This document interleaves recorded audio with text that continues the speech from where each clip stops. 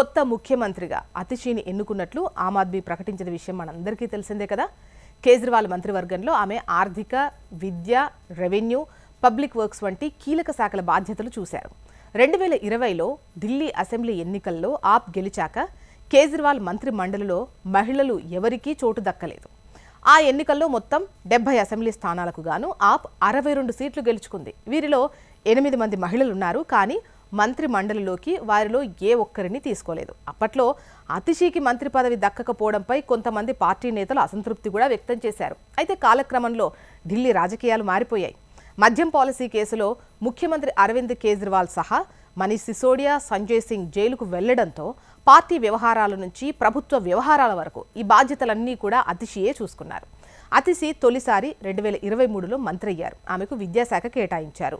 Delhi university professor Vijay Kumar Singh, త్రిప్తా వహి దంపతుల కుమార్తె అయినటువంటి అతిషి విద్యాభ్యాసం ఢిల్లీలోని స్ప్రింగ్డేల్ పాఠశాలలో జరిగింది. ఆ తర్వాత సెయింట్ స్టీఫెన్ కళాశాలలో ఆమె హిస్టరీలో డిగ్రీ చేశారు.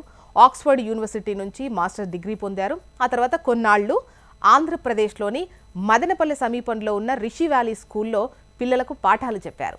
భోపాల్లో అనేక స్వచ్ఛంద సంస్థలతో కలిసి పనిచేస్తున్న టైంలో ఆమెకు ఆమ్ ఆద్మీ పార్టీతో ప్రశాంత్ భూషణ్తో పరిచయం ఏర్పడింది.